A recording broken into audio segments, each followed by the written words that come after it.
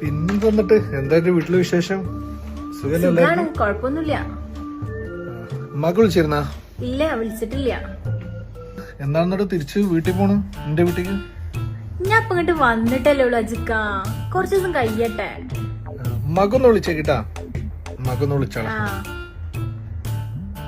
വിളിക്കാം.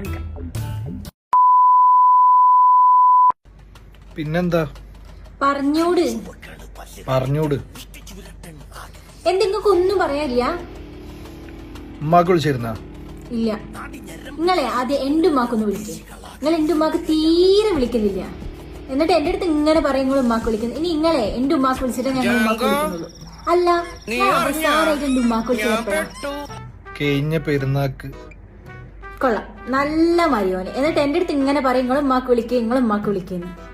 ഞാനേ ഇപ്പൊ തന്നെ ഉമ്മാന്റെ ഫോൺ കൊടുക്കാം. വേണ്ട, ഞാൻ വിളിച്ചോളാം. അല്ല, കൊടുക്കാം.